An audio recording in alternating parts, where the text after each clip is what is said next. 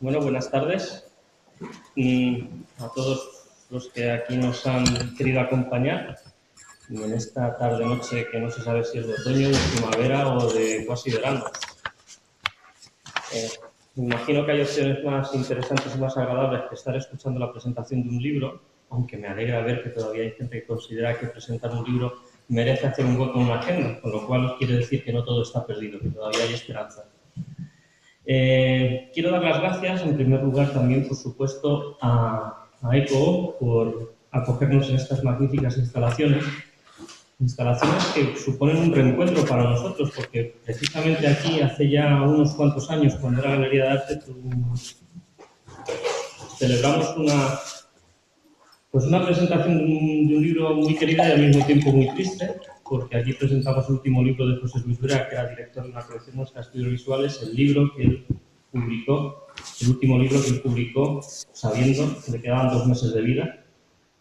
Y bueno, lo pudimos celebrar aquí. Curiosamente, cuando venía bajando, el caso es que yo decía, Escuadra 11. Esa calle me suena muchísimo.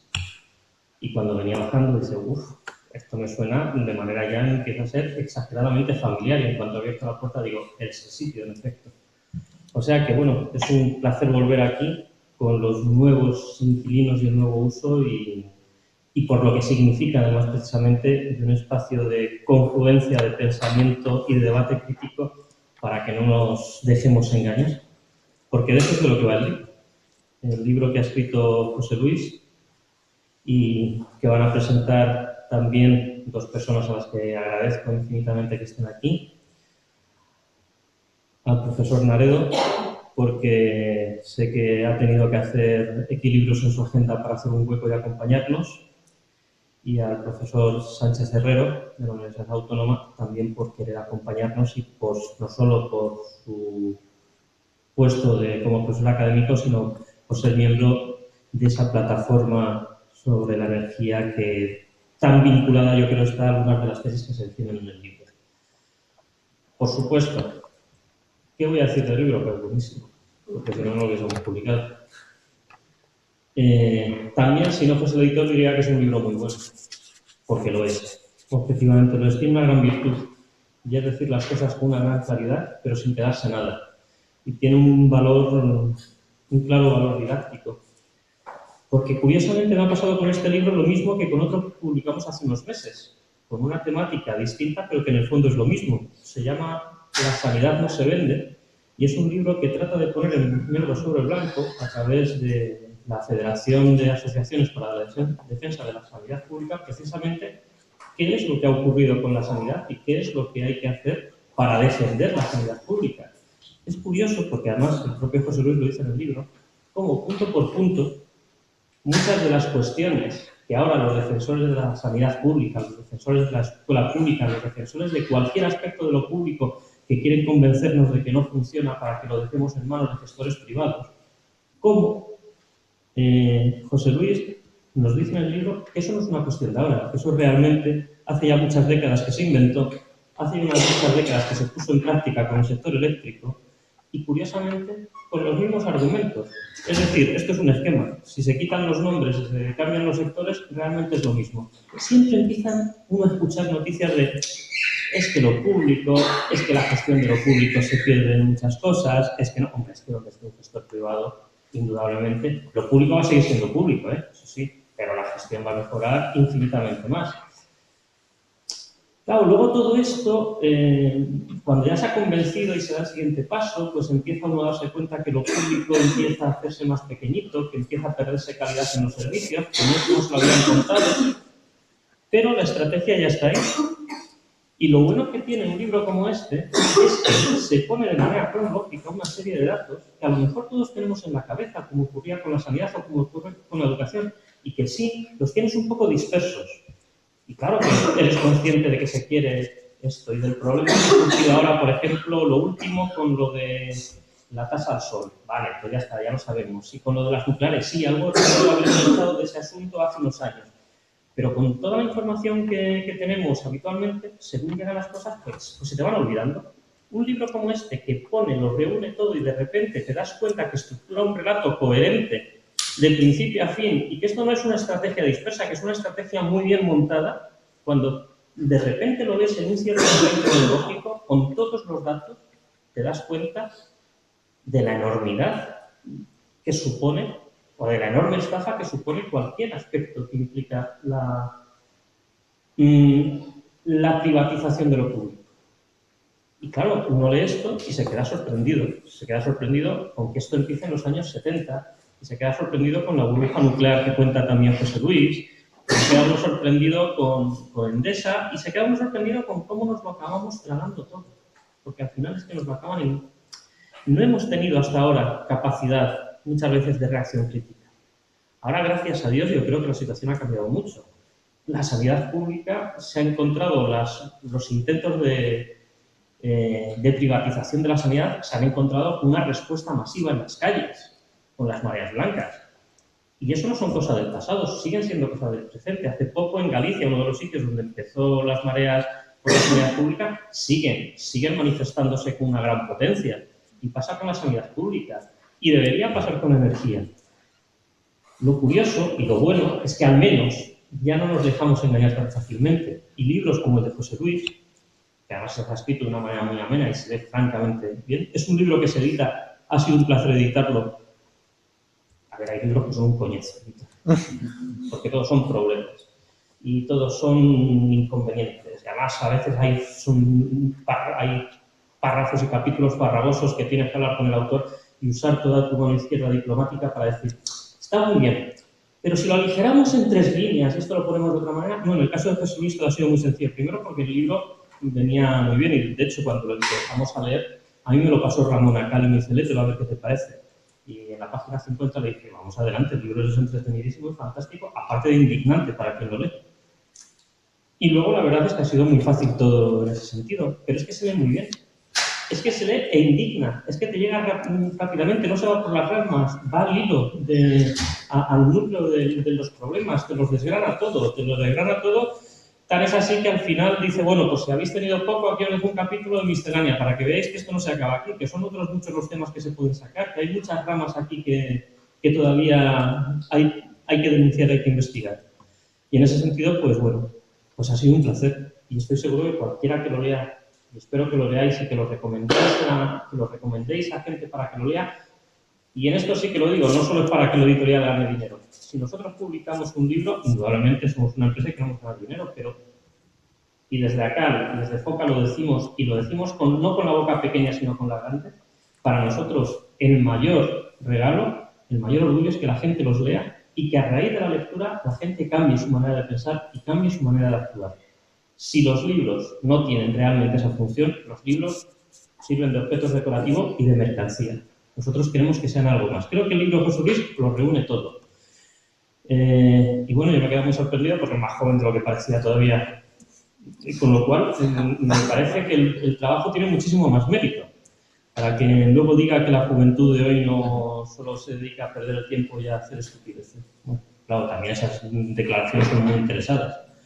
Pero bueno, como todo forma parte de este bonito juego en el que estamos y que hay que tratar de desmontar, pues bienvenido sea.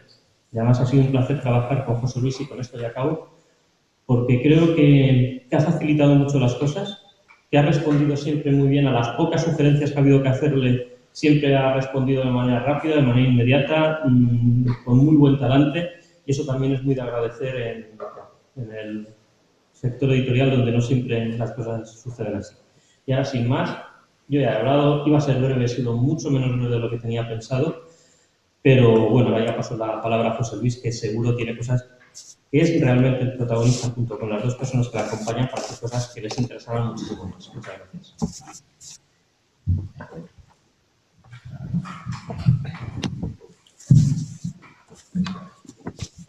Vale, buenas tardes. Muchas gracias, Jesús, por una presentación tan agradable. Me gustaría también agradecer a José Manuel y a Mario el estar aquí hoy. Doblemente a José Manuel, porque como ha dicho Jesús, se ha saltado una representación de su obra, Entre meses para una época oscura. Y así que doble agradecimiento. Y también al resto de presentes porque bueno, es que cada vez cuesta más sacar tiempo para acudir a este tipo de eventos. He de decir que me ha costado un poco decidir qué podía contar que os pudiera resultar interesante. y no repetitivo. Principalmente porque básicamente todo lo que sé, o casi todo lo que sé, mucho de lo cual es prestado, lo he puesto por escrito en el libro. Está ahí y no hay muchísimo más que añadir. Pero lo que sí puedo hacer es repasar el proceso que ha llevado a este libro. Es decir, contar cuál era el punto de vista inicial que tenía en mente cuando empecé, cómo ese punto de vista ha ido pues, un poco cambiando según iba encontrando nueva información, según me iba documentando, según iba escribiendo algún capítulo o alguna sección más. Y bueno, espero que eso sirva al lector para ver con qué ojos puede leer el libro, si le interesa. Para empezar, esto no iba a ser un libro y mucho menos un libro de historia, principalmente porque yo no soy historiador, no tengo, digamos, los conocimientos técnicos y también porque, como dice Jesús, soy bastante joven y no viví esa época, ni los 70, ni 80, ni 90. Bueno, los 90 sí, pero no me enteré de mucho. Y para eso pues, nos parecía muy interesante que gente como José Manuel estuviera aquí hoy para contar sus impresiones. Tampoco iba a ser un libro enfocado demasiado en el sector eléctrico. Sobre sus problemas y sus males pues hemos escrito ya mucho, tanto los compañeros del Observatorio Crítico de la Energía como los compañeros de ECO y de la plataforma, y seguiremos haciéndolo, por supuesto, siendo también conscientes de que no es, digamos, que escribir y protestar no es la única forma de contribuir al cambio de modelo energético, y seguramente Mario nos puede contar alguna de las formas en las que esto se puede hacer. Y bueno, también, por supuesto, en época preelectoral pues no hace falta que os diga de qué otra forma se puede contribuir al cambio de modelo energético. Vale, el objetivo fundamental entonces de este libro era más bien plasmar, dar concreción a una idea que teníamos muy presente en el Observatorio Crítico de la Energía. Algunos quizás conozcáis un informe que escribieron Marta Victoria y Cristóbal Gallego sobre el funcionamiento del mercado eléctrico después de su liberalización. Es uno de los primeros informes que hizo el Observatorio y probablemente uno de los que más impacto ha tenido a largo plazo. Entonces, lo que éramos muy conscientes en el momento más álgido de la crisis, digamos, hace un par de años, era de que las mismas falacias, las mismas promesas que nos habían hecho los ministros Piqué y Rato a la hora de defender la liberalización del sector eléctrico, se empezaban a escuchar con cada vez más frecuencia y con cada vez más intensidad aplicados, como decía Jesús, a otros sectores como la sanidad o la educación. Nos decían que la liberalización contribuiría a mejorar el servicio, a bajar los precios, etcétera, etcétera. Ya sabemos cómo ha terminado la cosa. No es que fuera una idea nueva, al menos dentro del observatorio. Ya cuando Marta y Cristóbal y también Daniel Carralero, que hoy no puede estar aquí, fundaron el observatorio en el 2007, antes incluso de la crisis, el manifiesto fundacional decía lo siguiente, y leo: asuntos como la cuestión energética, el cambio climático, el uso de las nuevas tecnologías son ejemplos donde las políticas destinadas a responder a estas problemáticas obedecen a la lógica neoliberal predominante y tienden siempre a favorecer exclusivamente los intereses económicos de los poderosos, ignorando y despreciando el interés general, la sostenibilidad e incluso los criterios técnicos más elementales. Esto que quizá no era tan fácil de ver en el momento, digamos, de bonanza, en el momento en el que la burbuja estaba plenamente hinchada, creo que ya es algo que más o menos la gente tiene asumido ahora que la burbuja ha explotado. Empezando, por supuesto, por la insostenibilidad del modelo de crecimiento que teníamos y también por lo injusto que era. Pero también, sobre todo, porque ahora que la burbuja ha explotado, pues efectivamente las élites que hacían negocio con ella, pues han dado el salto y ahora van a por la sanidad y por la educación, por poner dos ejemplos. Y, por supuesto, a no ser que lo evitemos, pues tratarán de repetir el tipo de prácticas oligopólicas que también conocemos del sector eléctrico. Bien, pues el primer intento, por mi parte, de dar concreción a esta idea, a la idea de que el sector eléctrico es un aviso a navegantes, un precursor de las políticas que volvemos a ver ahora, fue un artículo en el que básicamente la idea era tomar entrecomillados como los que veis ahí proyectados, de diferentes políticos y empresarios del sector eléctrico, y ver cómo, palabra por palabra, lo que habían dicho en su día para argumentar que era necesario y beneficioso liberalizar el sector eléctrico, eran las mismas palabras que empezaban a usar ahora en otros sectores. Bueno, el objetivo era pues, hacer reflexionar sobre eso y dado que yo creo que una mayoría de la gente es consciente del desastroso estado en el que está el sector eléctrico ahora, pues no parece, digamos, aventurado suponer que el resultado de una sanidad privatizada pues, sería el mismo. Vale, el artículo lo publicaron en La Marea, periódico que os aprovecho para recomendar.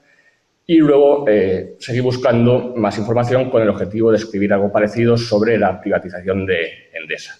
El objetivo del nuevo era el mismo. En ese momento, ahora ya no tanto, supongo que porque vienen las elecciones, pero en ese momento se hablaba muchísimo de poner a la venta el canal de Isabel II, de privatizar parte de los transportes, alguna línea de AVE, etcétera.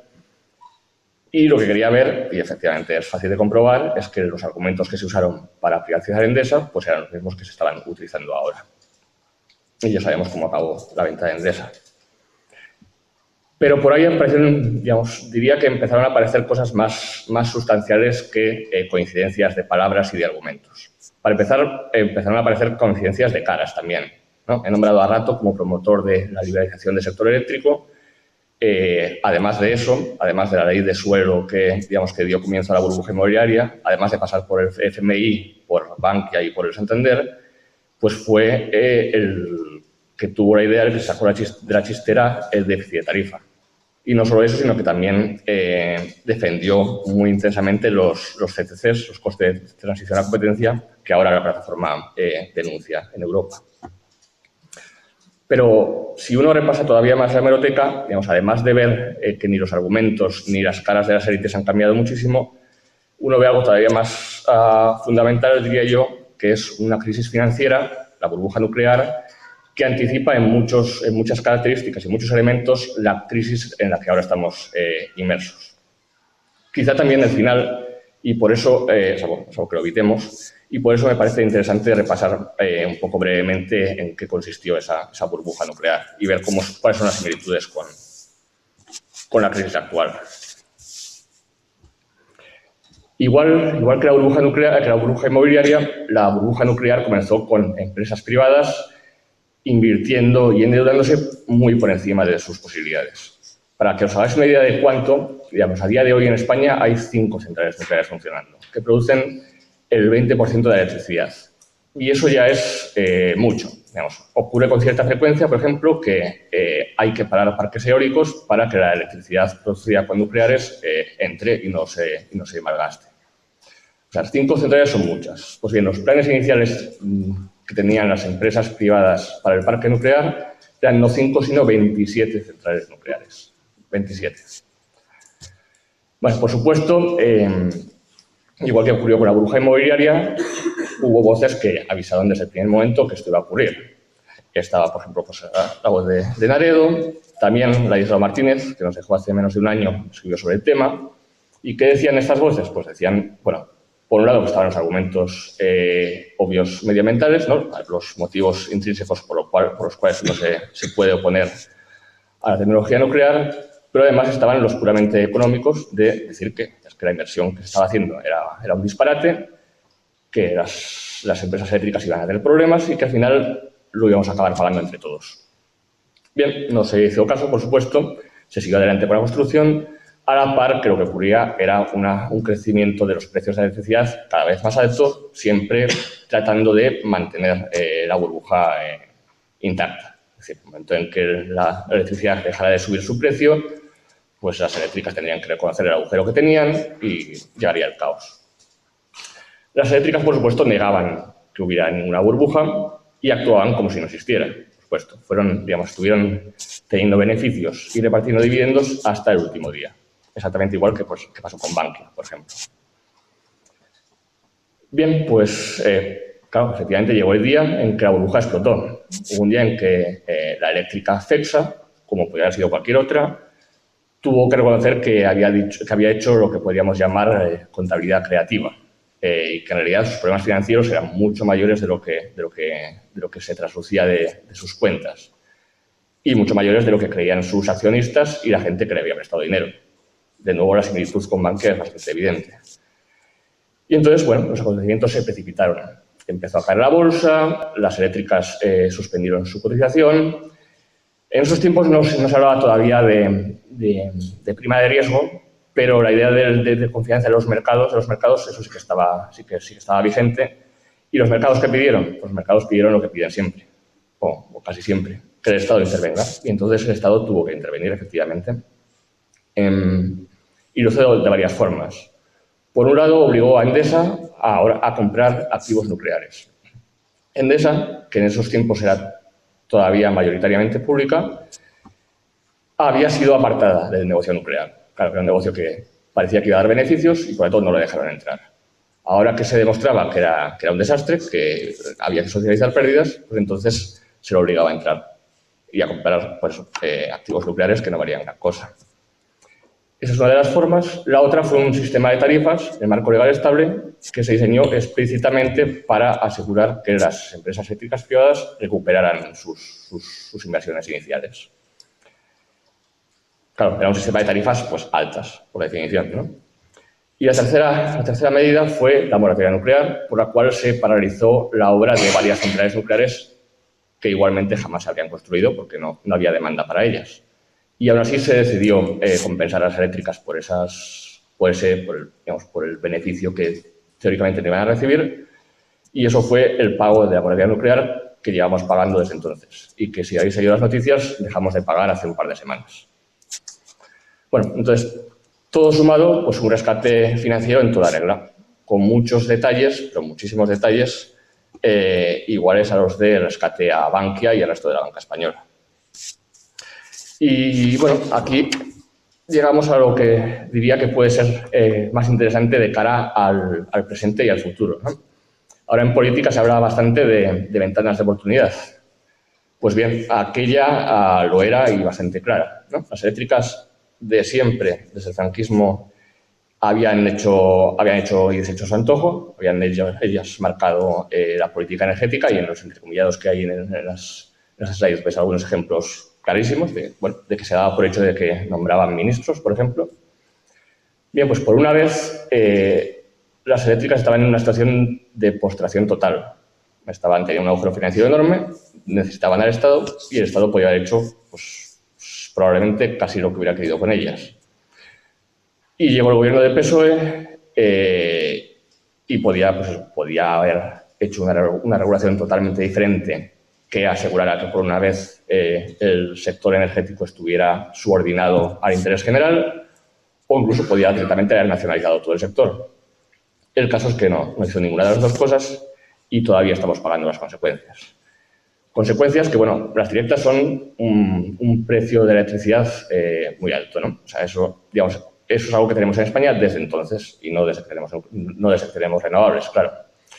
Desde el momento en que hubo que rescatar a las eléctricas y poner un sistema de tarifas como el tema legal estable, los posteriores costes de transición a competencia, que no fueron sino la traslación de ese marco legal estable al sistema liberalizado, y los beneficios caídos del cielo que reciben ahora las nucleares, por ejemplo, que ya están rescatadas con dinero público y ahora no tienen costes, o casi costes. Eso, esas son las consecuencias directas, por supuesto, del rescate. Las indirectas son que obviamente la conformación actual del sistema eléctrico no es sino el resultado de las decisiones políticas que se tomaron en ese momento y que podían haber sido otras. De esas decisiones y de otras posteriores, por supuesto. Y digo que esto puede ser interesante de cara al presente y al futuro por dos motivos, y con esto voy acabando. El primero es que, bueno, como bien sabéis, acabamos de rescatar tanto cajas como bancos con dinero público. Y quizá estamos todavía a tiempo de evitar que el resultado sea el que tenemos ahora mismo en el sector eléctrico, ¿no? Estamos todavía a tiempo quizá de imponerles condiciones. De modo que al menos podamos aprovechar este desastre para comenzar con la muy necesaria transformación de nuestro sistema económico. Y segundo, porque estamos también a tiempo de evitar que se produzcan nuevas burbujas en otros sectores como la sanidad o la educación. Ya lo hemos visto con el sector inmobiliario, lo hemos vivido en directo. También lo podemos ver, y lo contamos en el libro, en el sector eléctrico. Vemos que no es una casualidad, ¿no? Es decir, que sistemáticamente, en el momento en que dejas un sector estratégico y tan vital en manos de unos pocos intereses privados, pues lo que ocurre es una burbuja y lo que ocurre es, digamos, garantía de beneficios para unos pocos y socialización de pérdidas. Y entonces, este trabajo, además de interés que pueda tener para conocer cuáles han sido las políticas que han llevado al sector eléctrico a la situación actual, pues en cierto sentido sería un humilde llamamiento a que aprendamos la lección y que la apliquemos. Es decir, a que no nos limitemos, que no es poco, por supuesto, a luchar por el cambio de modelo energético, sino que tratemos de transmitir al resto de gente, al resto de sectores, al resto de gente que hay luchando en otros ámbitos, lo que hemos aprendido, de forma que les demos argumentos para que puedan utilizarlos de cara a su lucha. Y con eso terminado.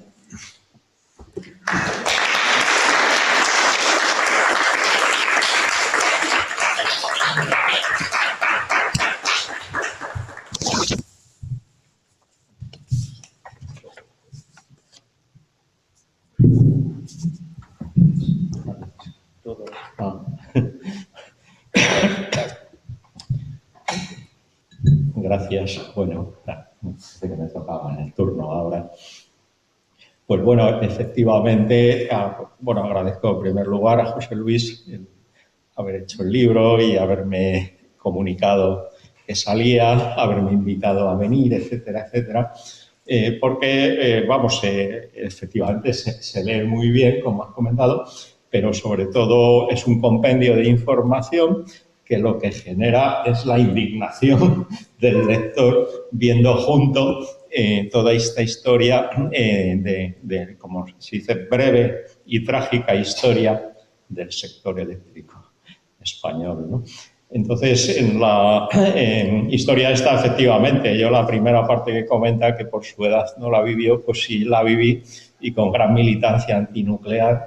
Entonces, pero ahí entonces conseguimos desmontar un poco la trama y de qué se trataba, ¿no? Entonces, la cuestión clave no es para nada los mercados, ni es para nada obtener electricidad, sino es usar un pretexto para sacar tajada una élite, un lobby, ¿no?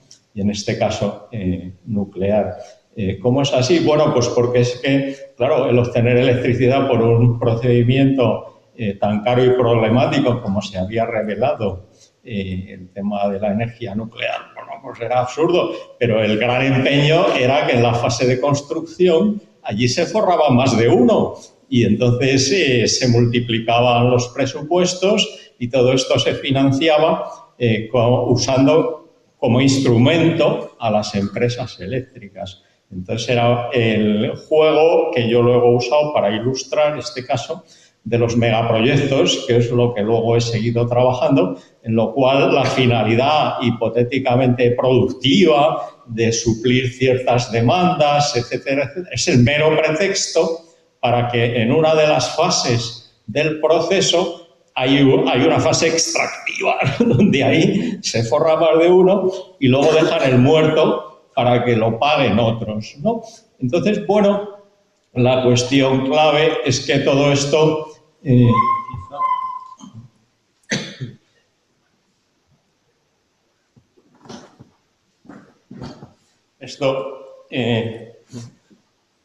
apareció desmontado, entre otros sitios, vamos, aparte en el libro Extremadura saqueada contra la central nuclear de Valdecaballeros, porque quedaban dos en construcción, la de Lemóniz y la de Valdecaballeros, y entonces, pues en la de Valdecaballeros, donde estuve yo, pues muy implicado, y promoví el libro este junto con Juan Serna y Mario Gaviria, Extremadura saqueada, donde luego, pues, pero entonces, sobre todo es que coordiné este número triple de cuadernos de Radio Ibérico, Energía, Política e Información, donde hay un artículo como de 150 páginas sobre el negocio indirecto de la construcción de las centrales nucleares, donde se ve justo la instrumentalización de las eléctricas por consejeros comunes, por todo esto, luego, vamos, por una parte con los bancos, que también participan en la cosa, con el grupo ya de las empresas constructoras, que es donde con datos de primera mano se señala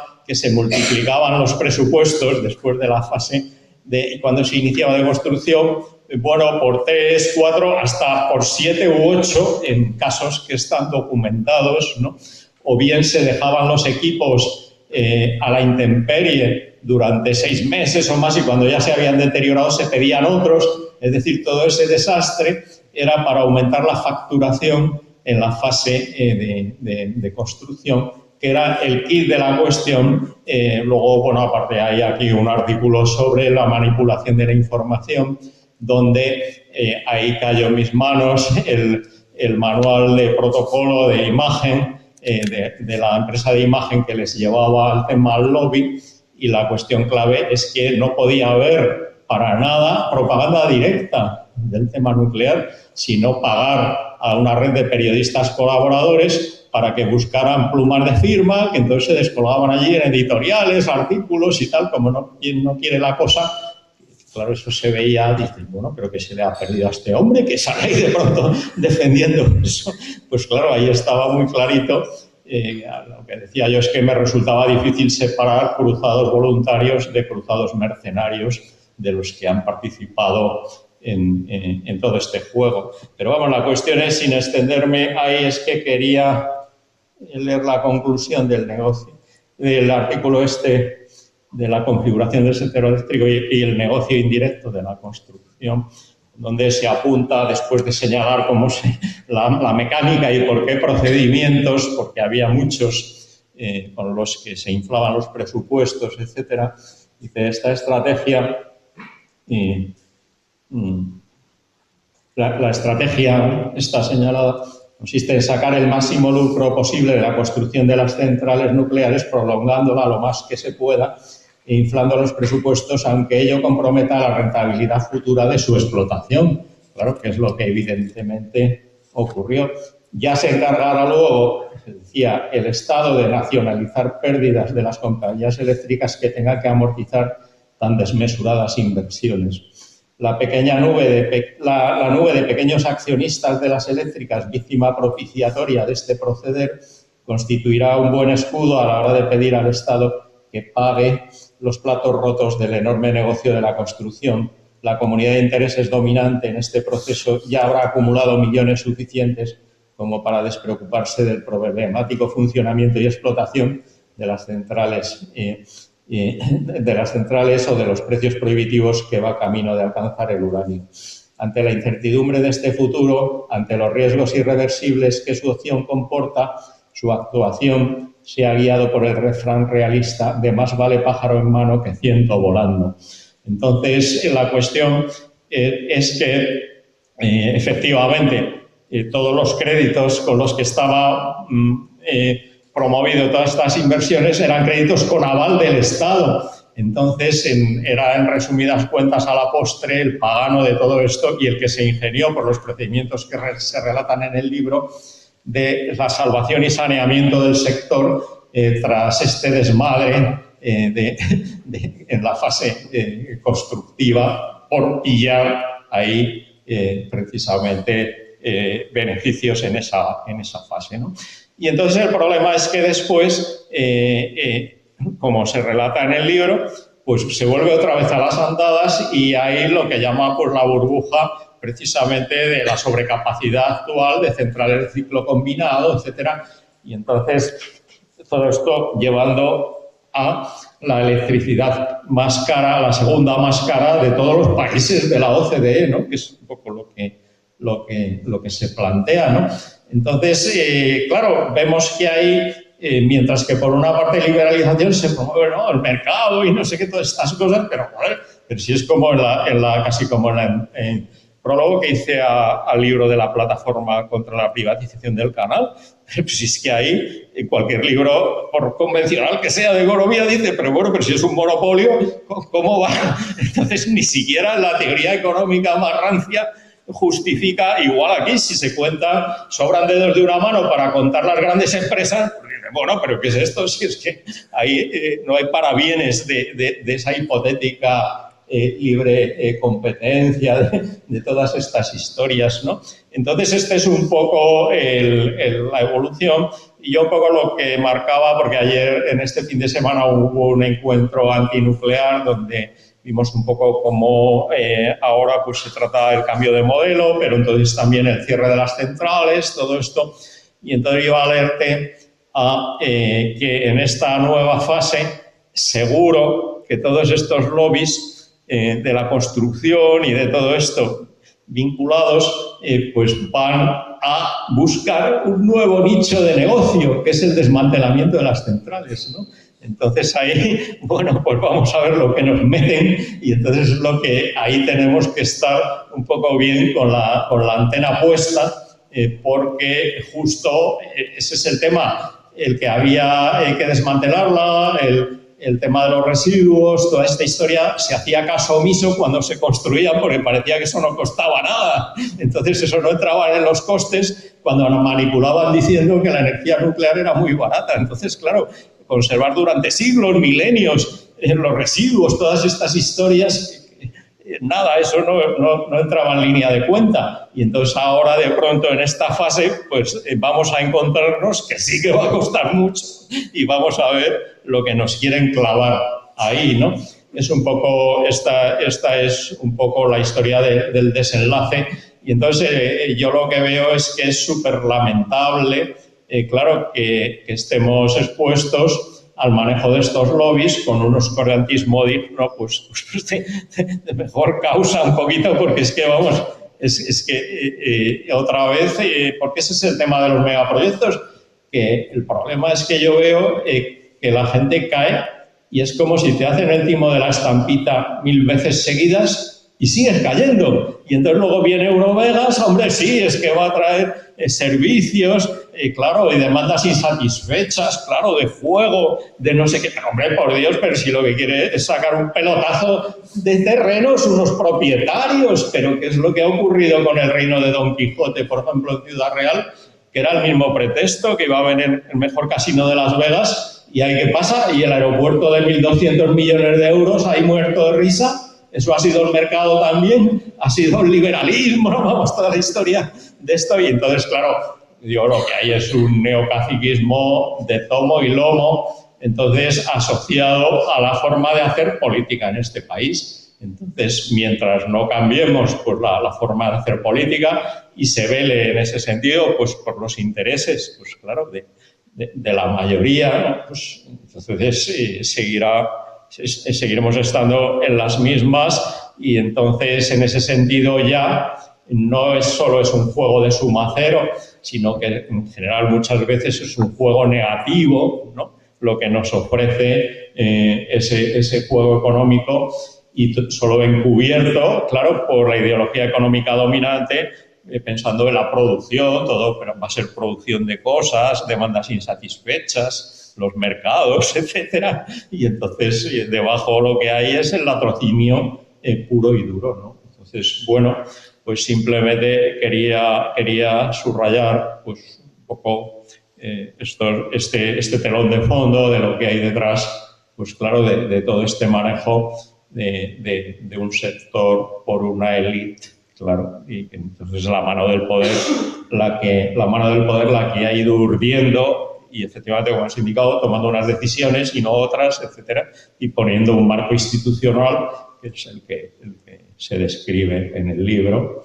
Y nada, pues muchas gracias, José Luis. Pues, aquí.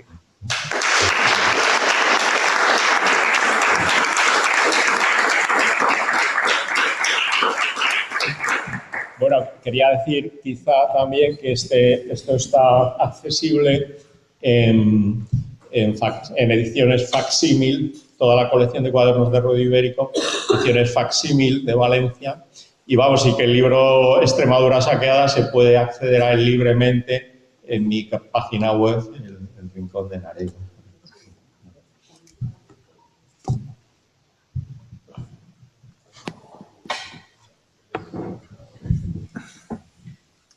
Bueno, pues muchas gracias. Es de estos momentos en los que solamente de escuchar a los tres amigos que me han precedido me surgen cientos de cosas que comentar, así que espero que no tengáis demasiada prisa. Estoy hablando de las 10 de la noche aproximadamente cuando voy a cagar, ¿vale? Y está cerrada la puerta y por lo tanto no podréis salir, así que preparaos.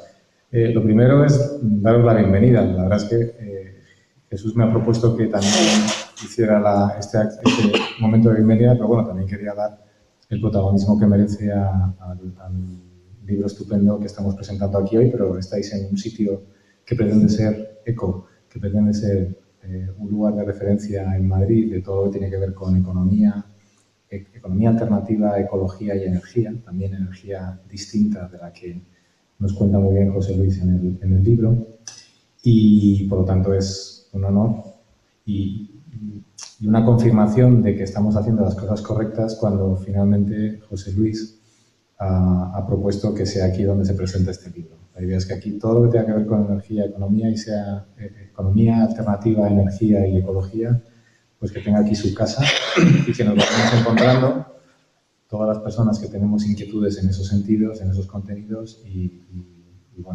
tengamos la oportunidad de ponernos cara, de hablar, y por lo tanto el primer motivo de celebración. El segundo, Jesús nos ha propuesto primero que nos repartiéramos, a ver quién hablaba primero, quién hablaba después, y yo he cometido el error de ponerme al final después de José Manuel y por lo tanto no tengo posibilidad alguna de alcanzar mínimamente la altura y la frescura y el interés de las cosas que dice José Manuel, aparte de mis dos compañeros adicionales de mesa. Pero lo siguiente que quiero decir es, lo primero que quiero hablar es de un homenaje y un reconocimiento claro a un grupo de locos y locas que se juntaron en el 2007, me ha parecido entender, algunas de ellas, y decidieron que querían aprovechar su tiempo, en vez de perderlo en convertirse en exitosos altos ejecutivos de grandes compañías con enormes sueldos, ropa de marca y coches 4x4, pues decidieron dedicar muchísimas horas a hacer militancia desde el conocimiento, desde la solvencia técnica, desde el estudio, desde el trabajo, desde el debate y desde la generosidad. Y me estoy refiriendo, obviamente, al Observatorio Crítico de la Energía. Yo les conocí hace ya muchos años a dos de sus personajes más antiguos y más relevantes, Marta y Cristóbal, que vinieron a vernos a ECO hace muchísimo tiempo y desde el principio se unieron a lo que nosotros proponíamos, que son hacer instalaciones colectivas en los que la gente sea propietaria de instalaciones renovables y no lo sean los grandes patrimonios y las grandes corporaciones. Se acercaron por allí muy serios los dos, siempre muy serios, pero al final les arrancabas una sonrisa, era como si se hiciera de día, pero muy serios, y decían, pues sí, me interesa, ¿dónde firmo? Me voy, y ya está. Porque tenían mucho que hacer, tenían que hacer cosas como las de aparecer en cientos de medios de comunicación, en cientos de asambleas, en cientos de debates, en cientos de escuelas de verano de Somenetía, en todo lo que se cocía en el ámbito energético para aportar lo mucho que iban adquiriendo a base de estudio, de horas y de debates. Así que lo primero y principal es reconocer el valor de unos cuantos frikis maravillosos que son los que componen el Observatorio Crítico y que han dado como resultados a un friki, que es el que tengo a mi derecha, que es físico y no se le ocurre hacer otra cosa que hacer un libro efectivamente de historia y con una metodología, bueno, fresca y muy interesante, que es cogerse los periódicos y prácticamente las portadas de los periódicos y escandalizarse. Es eso, o sea, es un método historiográfico, digamos, no es exclusivo de José Luis, pero es un método no muy habitual. O sea, que nos chupamos los que de vez en cuando leemos algo de historia económica, pues nos llevamos unos mamotretos descomunales que no hay manera de acabar. Son de estos libros que se quedan con 200 páginas sin leer por puro agotamiento y, sin embargo, el libro de Crónicas Eléctricas se lee en una tarde con mucho aprovechamiento y te deja la cabeza fresca. Te deja la cabeza fresca a pesar de que no puedes dejar de cabrearte.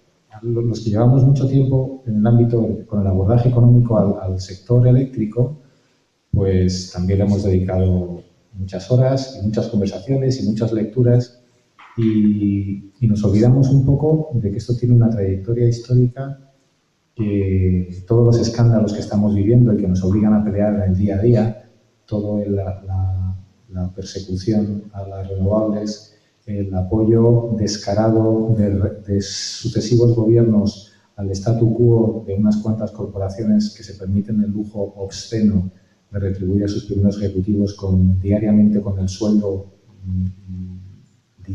anual más que digno, que retribuyen con sueldos diarios equivalentes al sueldo de un año de una persona que cobra bien, pues nos hemos encontrado con varios años de esta historia reciente en la que estamos peleando unos cuantos y unas cuantas de los que estamos aquí por el cambio de modelo energético, indignándonos con algo así, pero que no es algo, lo que descubrimos con un libro como el que nos propone José Luis, no es algo que motive el escándalo por lo que está sucediendo recientemente, sino que tenemos una trayectoria histórica y podría seguramente haberse ido bastante más atrás para darnos cuenta de que es un escándalo y un asco.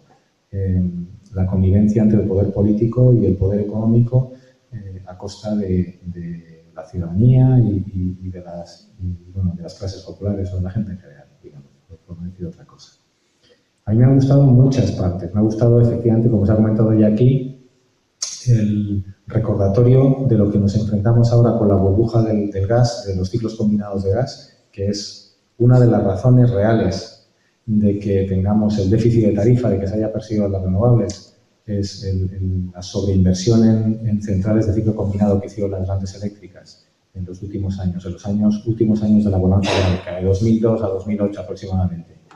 Pues nos encontramos en el arranque del sector nuclear español, la misma guarrería que nos recuerda una cosa que conviene que no olvidemos, que es aquella que nos dice que, a diferencia de lo que piensa el paradigma neoliberal, el mercado no es en ningún caso una forma más eficiente de adjudicar recursos que el Estado, y yo diría la alternativa que también apunta José Luis de la ciudadanía organizada. El mercado, esto lo decía también Keynes, ¿no? Digamos, son unos cuantos agentes que actúan de forma descoordinada y que sobreinvierten de forma sistemática. Eso es el mercado, el sistema capitalista dejándolo funcionar a su propia suerte. Sobreinvierten de forma sistemática. Se exceden en sus expectativas e invierten mucho más de lo que tendría sentido en términos de estricta oferta y demanda. Y cada X tiempo nos encontramos con una burbuja que pincha y que, al menos en los últimos tiempos, se traduce en que hay que rescatar a los grandes patrimonios y a las clases dirigentes y propietarias y las élites económicas, porque efectivamente se han equivocado y tendrían que haberse derrumbado. Del mismo modo que hubo que rescatar a los bancos, del mismo modo que permitimos, y yo creo que con buen criterio, que prácticamente todas las grandes empresas constructoras e inmobiliarias quebraran, o muchas de ellas, tendría que haber sucedido con el sector eléctrico. El sector eléctrico, en todas sus grandes empresas, tendría que haber quebrado.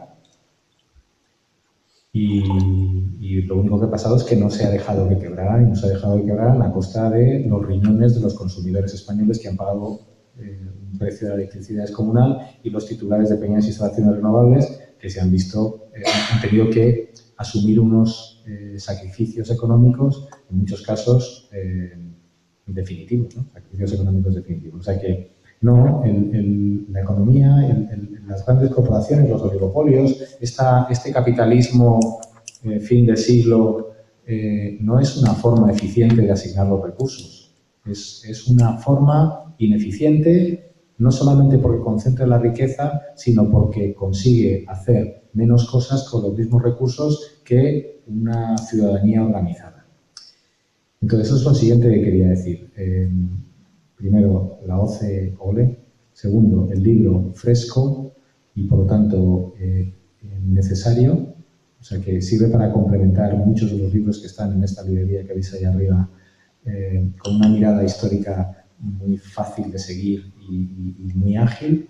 Os recomiendo especialmente el capítulo en el que nos pone en perspectiva la historia de los costes de transición a la competencia, porque conocemos la historia de los costes de transición a la competencia, el escándalo que es, el hecho de que la plataforma ahora mismo tiene más que denunciado en todos los foros el hecho de que esos sátrapas nos deben 3.700 millones de euros, que 3.700 millones de euros es una barbaridad de dinero, una barbaridad absoluta, porque pensamos que son pesetas, 3.700 millones, pero son 3.700 millones de euros, un disparate de dinero. Ese capítulo es mundial, o sea, se lee prácticamente como si se bebe agua fresca. Es el mejor capítulo con diferencia. Todos tenían que haber sido escritos como ese, José Luis. Así que te doy una segunda oportunidad en la segunda edición para que consigas ese mismo punch que consigues en ese capítulo. Hay otro momento sublime, que es cuando empiezan a privatizar Endesa y en un momento dado apunta, simplemente siguiendo los datos económicos, que en solamente 4 años los beneficios de Endesa ya privatizada, ese pedazo que se privatizó, equivalía al precio por el que se vendió. Es decir, que en 4 años el Estado, si hubiera conservado ese porcentaje que privatizó, hubiera cobrado el mismo dinero y hubiera seguido teniendo esa participación que le hubiera seguido generando beneficios en los años sucesivos siguientes, y esos beneficios, como era una empresa pública, en principio, al menos una parte, queremos creer, hubiera llegado al bien común. No, pues eso ya se privatizó y acabó en manos, aparecen los oscuros estos que tienen los segundos capitalistas propietarios de Red Eléctrica de España son estos ñordos de Standard & Poor's y toda esa gentuza. Esos son los que son Red Eléctrica de España, que, como sabéis, tiene unos beneficios respecto a sus ingresos totales del entorno del 40, del 30%, es decir, ingresa 1.400 millones y de esos 500 millones son beneficios. Y tú dices, pues vamos a ver, ¿pero qué me está usted contando? Necesita tener 500 millones una empresa que factura 1.400. ¿Por qué Red Eléctrica tiene 500 millones de euros todos los años de beneficios? Cuando lo que factura son 1.400. Tendría que tener 900 millones de ingresos, no 1.400, porque es que eso también va al déficit de tarifa. Pues detrás de del porcentaje que tiene el Estado en Red Eléctrica de España, 20%, están los grandes bancos de inversión internacionales. ¿Cómo no? Si es que es la empresa más maravillosa del mundo, de unos beneficios descomunales, con un sector, en una actividad que es un monopolio natural, que no tiene competencia, que los 1.400 millones los tiene garantizados por orden ministerial todos los años. ¿Qué es esto? Pues eso, que lo de privatizar, cuando ahora les están diciendo a los griegos que privaticen todo para enjugar sus deudas, lo que les estás diciendo, oye, vas a vender a precio de saldo algo que va a generar beneficios que seguramente en los años sucesivos siguientes, en 10 años, habrá supuesto 2 o 3 veces el precio por el que te van a pagar los alemanes que se queden con las empresas públicas griegas. Es un escándalo que se lo apropien. Otra cosa es la gestión y que haya burócratas adormecidos en las organizaciones que tienen capital público, lo cual es tan verdad como burócratas adormecidos que tienen las empresas capitalistas, porque habrá que ver la de directivos que tiene Iberdrola y Endesa, que eran antiguos directores generales de la Consejería de Industria de no sé qué comunidad autónoma, que están allí con un puestazo cobrando sueldos de 100.000 para arriba y que tendrán un cometido de trabajo muy relativo. Algo parecido a un trabajo, pero no propiamente un trabajo. O sea que burócratas adormecidos y mala gestión la hay también en empresas, y más cuando son empresas que funcionan en régimen de monopolio, como oligopolio bidireccional, oligopolio, oligopsonio, como son las grandes empresas eléctricas. Bien, bueno, pues efectivamente, y ya acabo. Lo que hace José Luis es simplemente darnos argumentos más para la indignación. Se me olvidaba, por favor, también en ese capítulo de los CTCs, hacer un seguimiento a Piqué, que fue ministro de Industria, que luego la historia de Piqué en todo esto, el tufo de sus declaraciones, qué bien escogido, José Luis, qué capítulo, qué inspiración. Y tendrías que decirnos qué tomaste durante los 4 o 5 días en los que escribiste el capítulo de los CPCs. Las declaraciones de Piqué y de unos cuantos ministros del Partido Popular en esas fechas, eso que aparece en los titulares, de verdad es para la memoria de la ignominia, ¿no? Del escándalo, de la trapacería, del robo descarado, del doble lenguaje, del engaño, del timo al que nos sometieron cuando se inventaron lo de los CTCs. Decía que acabo ya. Bueno, ya he sacado mis perlas. Bien, no queremos, yo personalmente, y seguramente coincidiré con muchos y muchas de las que nos acompañáis, yo no quiero que se nacionalicen las empresas eléctricas. No me parece que eso sea realmente transformador. Desde luego que es más importante, es más necesario lo público que lo privado, aunque no necesariamente en todo, pero desde luego sí es lo que es esencial para la vida. Pero muchos de los que peleamos por el cambio de modelo energético lo hacemos desde organizaciones que aspiran a trascender el paradigma del mercado, pero también el paradigma del Estado o la herramienta del Estado para satisfacer necesidades.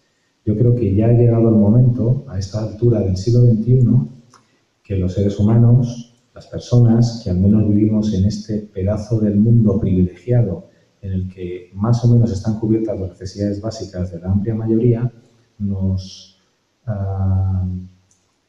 hagamos responsables de lo que está por venir, ¿no? Que no sea el mercado el que indirectamente nos asigne los recursos, ni que sea el Estado el que nos garantice el sueldito. Por supuesto que esto lo digo sin olvidarme de que hay mucha gente que, por supuesto, tiene derecho a prestaciones de toda índole. Pero no estamos aquí para que nos resuelvan las cosas, sino que tenemos que ser los ciudadanos, desde abajo, organizados, los que nos alumbremos un modelo económico a la altura del siglo XXI. Y el punto de partida de ese nuevo modelo económico es el sector energético. Porque el sector energético tiene la ventaja de que mientras todos estos sinvergüenzas estaban robándonos a manos llenas e intentando institucionalizar un modelo centralizado, contaminante y peligroso, que es el que rige, pues avances tecnológicos inesperados que desde luego no esperaban los que estaban construyendo centrales de ciclo combinado en el año 2007. Avances tecnológicos y economías de escala, un poco la combinación de ambas cosas ha dado como resultado un milagro, una ventana de oportunidad. También aquí hay una nueva ventana de oportunidad y también lo cita José Luis repetidamente, al menos en los primeros capítulos del libro, que es la de que haya un modelo descentralizado en manos de los ciudadanos. Tenemos que poner paneles fotovoltaicos encima de cada cubierta que tenga una buena isolación, vamos a escogerlo con criterio, que no tenga muchas sombras proyectadas sobre el parque fotovoltaico, pero desde luego en todos los lugares donde haya capacidad, y hay muchos en las ciudades, para poner paneles fotovoltaicos tiene que haber paneles fotovoltaicos. Para eso es necesario, no hace falta que lo diga aquí entre amigos, una regulación del autoconsumo razonable. No un autoconsumo en el que se defienda el autoconsumo o se favorezca el autoconsumo, se favorece solo, se cuida solo el autoconsumo si existe una legislación similar a la que existe en el resto del mundo y distinta de la que se ha aprobado aquí, una muestra más de la ignominia de los gobiernos actuando de manera coordinada con las grandes compañías. Que haya paneles en todas partes, que nos cobren solamente por la electricidad que nos venden de la red, que como consecuencia de eso el precio de la electricidad que viene de la red sea cada vez más caro, todavía haya más incentivos para que la gente coloque paneles, cada vez haya más incentivos para que la gente se organice para tener sistemas de reserva que les desconecten de la red y, como bien dice, yo al menos se lo he oído a Jorge Morales, aquello de que se ponga en marcha ya la espiral de la muerte de las grandes compañías eléctricas. Que cada vez vendan menos electricidad, cada vez tengan que vender esa electricidad más cara y por consiguiente cada vez vendan menos electricidad y al final nos informen de que no pueden mantener la red. que no pueden mantener las centrales de ciclo combinado que dan soporte a la red. Entonces los ciudadanos nos acercaremos a esas grandes eléctricas y diremos, muy bien, que no las pueden mantener, ¿verdad? Putada. Bueno, ¿qué te iba a decir? Pues ¿nos la vendes a nosotros? Sí, claro, te la vendo porque yo no la quiero. Muy bien. ¿Y a qué precio? ¿A qué precio nos la vendes? ¿Lo de la red y lo de las centrales de reserva y así de respaldo? No, bueno, a lo que me costó. No. A lo que te costó, no. Baja. Más. No, más. Muy bien. Hemos conseguido ya que al precio al que nos lo vas a vender, que es al precio que tienen, por ejemplo, los terrenos después de la burbuja inmobiliaria, es decir, cero. Es decir, lo que vale tu central de ciclo combinado y tu red vale la 10ª parte de lo que a ti te costó. En ese momento sí que efectivamente te lo compra lo que vale en estos momentos, me quedo con ello y que sirva efectivamente de rescate a un precio infinitamente más bajo, a precio de todo el sistema de respaldo a un precio significativamente más bajo. ¿A cambio de qué? De que tu balance pase a valer cero, a que los accionistas de tu compañía hayan perdido todo lo que pusieron. Del mismo modo que es un mal negocio en estos momentos, aunque la gente piense que sí, invertir en Exxon y en Shell y en cosas así, es un mal negocio invertir en las grandes eléctricas si nos organizamos mínimamente y conseguimos que haya esas herramientas de transformación como el autoconsumo con balance neto, que es el punto de partida para transformarlo todo. Y ya acabo. Se empieza por la energía y se sigue por el resto de sectores de la economía en el que las personas organizadas podamos satisfacer de una forma auténticamente sostenible y humana y cuidando la vida todas las necesidades reales que tenemos y no las necesidades inventadas que nos cuentan. Así que, en resumidas cuentas, el capítulo de los CTCs, ¿vale? Yo quería que se quedara el capítulo de los CTCs, probablemente de la mejor prosa en castellano de los últimos años. Muchas gracias.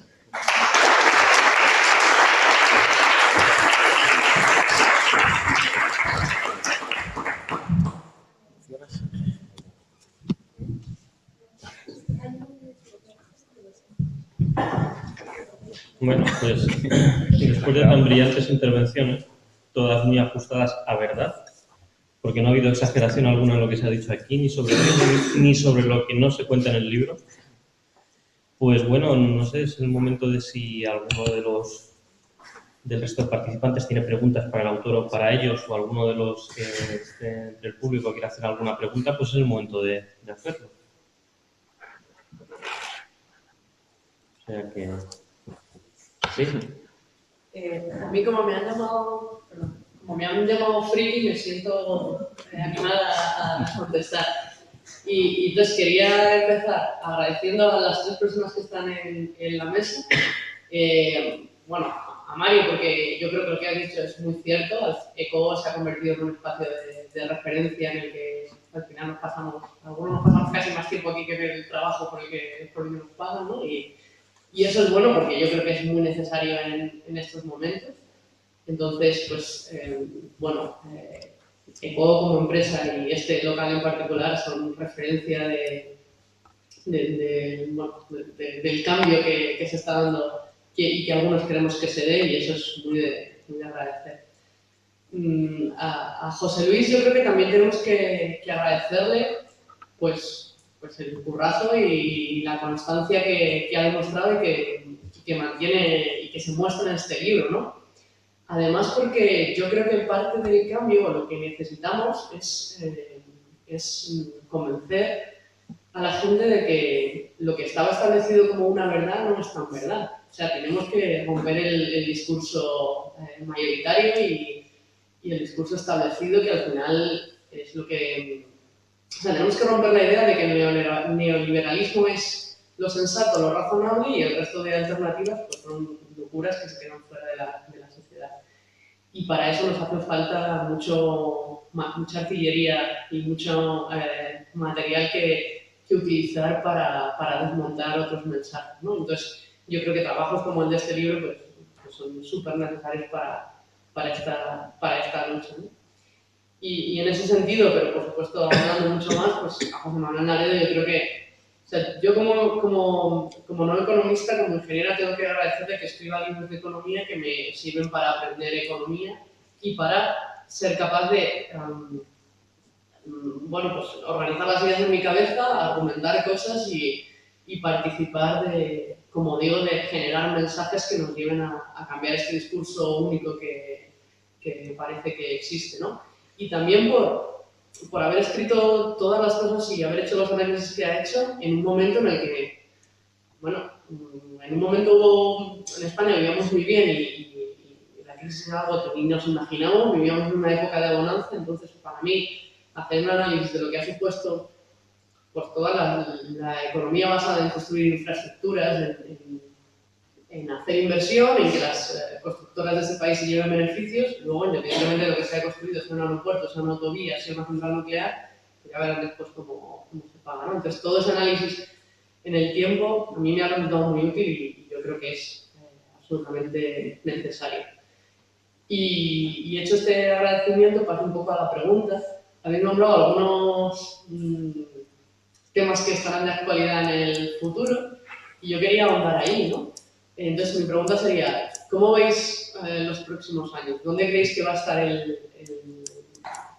la discusión, el debate o dicho de otra forma? ¿A qué tenemos que prestar atención y qué cosas tenemos que tener cuidado para que no nos metan goles? Porque yo también tengo la sensación de que al final nos acaban metiendo muchos, ¿no? Entonces, un poco, ¿qué aviso navegantes haríais a partir de aquí?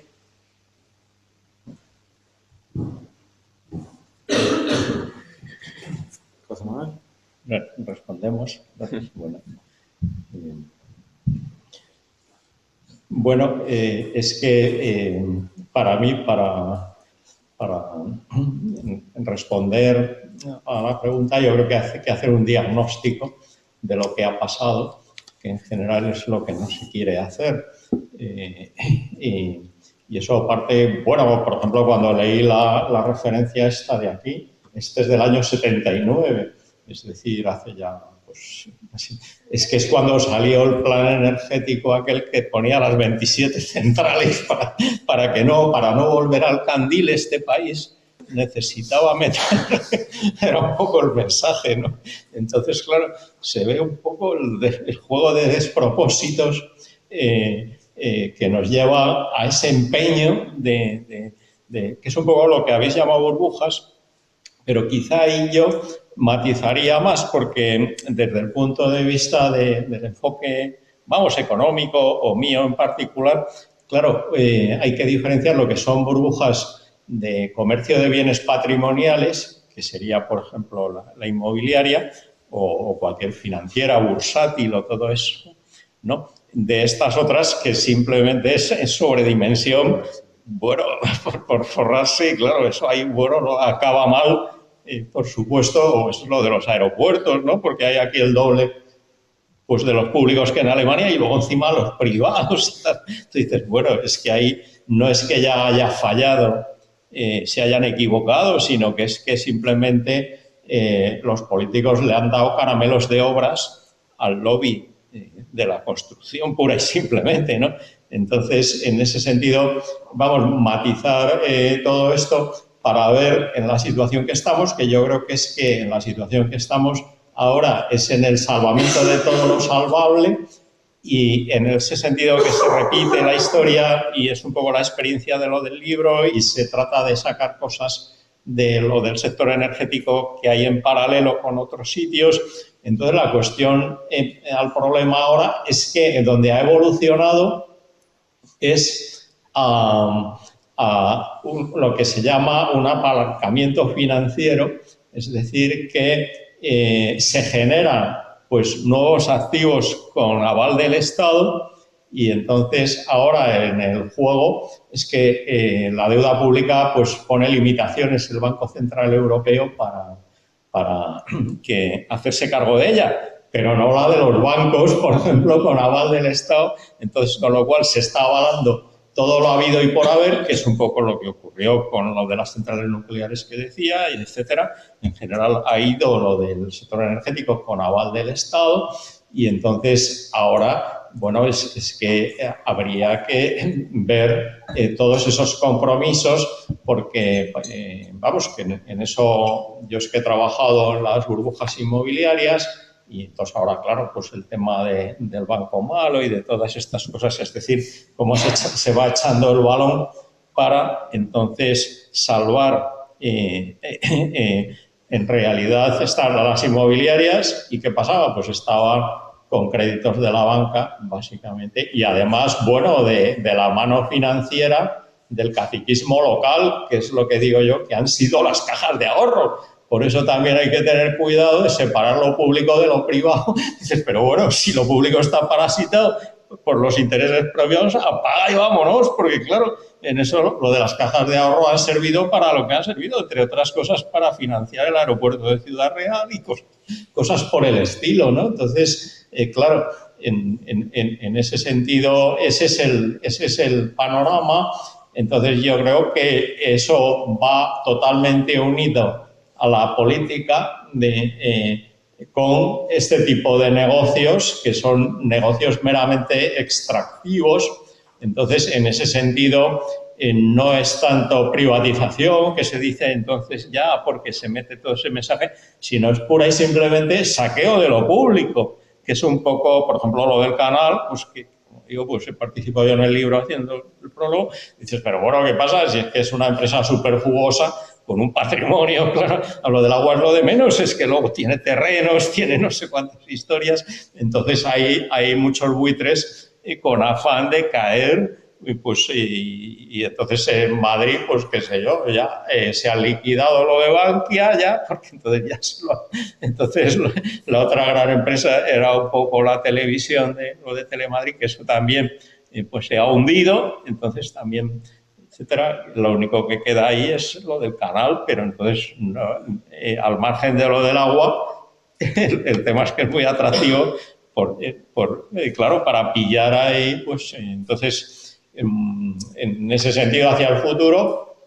pues es que si seguimos por este camino, ya es que se ha ido hundiendo el país, que es un poco lo que no se ha diagnosticado, y entonces lo que se sigue es, en primer lugar, en lo inmobiliario, escabullendo el tema de las minusvalías, porque ahí, precisamente, yo lo que he trabajado, el tema de las tasaciones, todo eso, empezaron a caer como un año después o más que los anuncios, porque no querían hacer ver que caían los precios, ¿verdad? Pero luego es que ahora ya hacen como que repuntan, lo cual, claro, otra vez pretenden manipular. Entonces, claro, todo eso con el mercado no tienen nada que ver, porque un sector de ese porte y no hay ni precios de mercado, tú dices, bueno, pero ¿qué es esto, no? Tanta modernidad de mercado. Entonces yo creo que es que se lanza pues una ideología económica meramente que para ocultar pues lo que de verdad está pasando, que es una economía adquisitiva y un afán pues de ciertos que son los que cortan el bacalao, para luego, efectivamente, todo el salvamento y todo esto, lo de lo inmobiliario en todos los sectores, pues son nichos de negocio y algunos siguen ahí pillando. Entonces, ampliar entidades, pues qué sé yo, como lo del foro, lo de el fondo de salvamento inmobiliario, pero luego la Sareb, que es lo del banco malo, entonces que venga ahí a meter. Pues claro, por ejemplo, el Banco Malo ha aumentado en este último año más de 100 personas, pues los funcionarios, y hay 370 casi.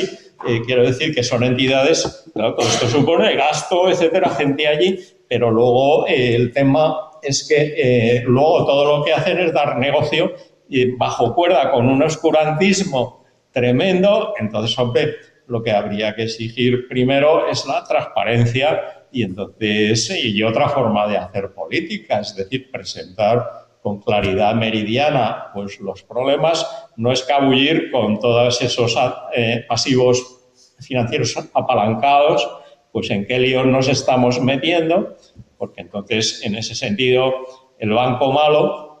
Dicen, no, es que entonces se pone, si más de la mitad del accionariado es privado, entonces no computa como déficit. Claro, pero entonces resulta que dan aval del Estado para la banca y entonces se meten ahí generando papel con aval del Estado, que eso luego, claro, van y lo descuentan en el Banco Central Europeo. Entonces, ¿a qué estamos jugando, no? ¿A qué estamos jugando? Entonces, quiero decir que todo esto a mí me parece que no sé, es de lo que habría que hablar y tirar de la manta y entonces, y no estar discutiendo. Yo las discusiones políticas, no sé, parece que todo esto no... O se discuten como otras cosas, pero entonces no este teje y maneje que te encuentras por doquier, porque desde época de Franco es un poco la conclusión, con el tema nuclear, todo esto, pues claro, estaba claro que eran los lobbies de cada sector los que estaban representados en política, pero es que hasta ahora ha venido ocurriendo lo mismo. Es que en el Ministerio de Obras Públicas, Vivienda, todo eso, ¿quiénes son? Pues claro, los lobbies de las constructoras, en industria, pues bueno, aquí en el libro se refleja, vamos, con una claridad meridiana. Quiero decir que así sucesivamente, entonces vemos que la transición política pues ha sido una mera filfa porque han seguido justo controlando pues el poder. Es una vamos, recomposición un poco del poder oligárquico que ha seguido ahí cortando el bacalao. Entonces, y en cada ministerio el sector sigue correspondiendo, ahí es quien manda, etcétera, ¿no? Entonces, claro, pues eso es lo que habría que, si no se hace un cambio de régimen en este sentido, pues por lo menos, vamos, habría que tirar de la mata. Bueno, en parte a eso es lo que, por eso me ha gustado el libro, claro, por lo menos.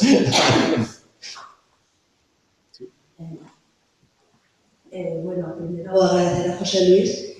A mí esto es la investigación que me hubiera gustado hacer, porque mi conocimiento del sector eléctrico es fragmentado e intuitivo y basado en experiencia y sobre todo, pero una recopilación me parece que tiene de perlas y yo te agradezco que la hayas hecho. En cuanto a la pregunta que hacía Marta sobre dónde estará la próxima burbuja, el próximo atracción del poder y del dinero, mi idea es que será en el tema de ciudades inteligentes. Control de datos y artilugios para yo creo que ya están preparando el discurso, bueno, ya llevan utilizando el discurso hace mucho tiempo y hay muchos intereses y requiere grandes inversiones, tal como lo plantean algunos, y a mí me parece un tema extremadamente peligroso al que debemos estar atentos. Y nada más, gracias otra vez a todos.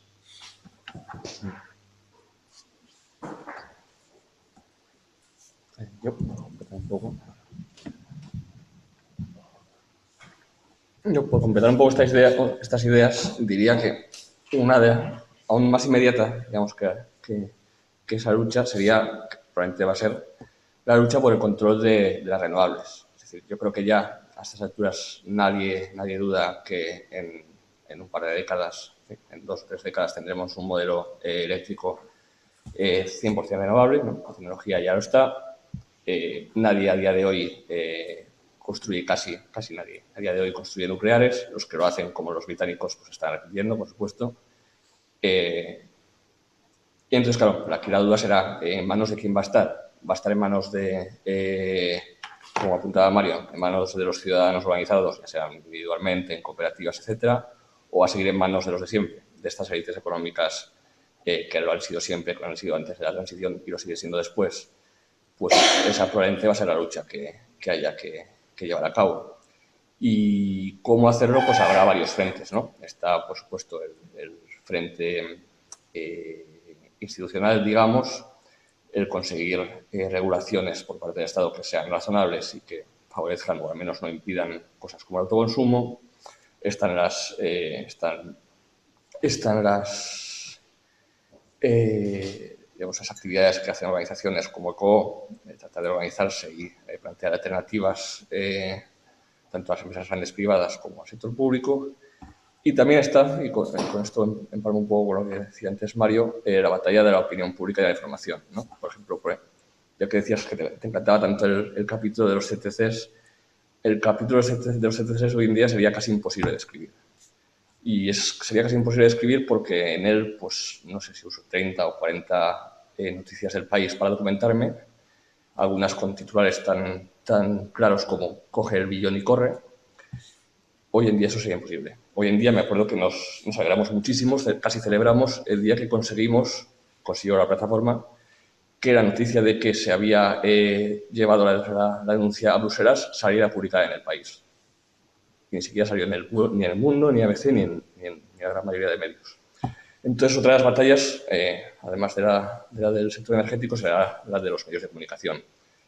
Ya que los medios grandes están controlados por la publicidad o por los accionistas varios, pues habrá que contribuir también a iniciativas pequeñas y alternativas que traten de contar las cosas que no cuentan los grandes.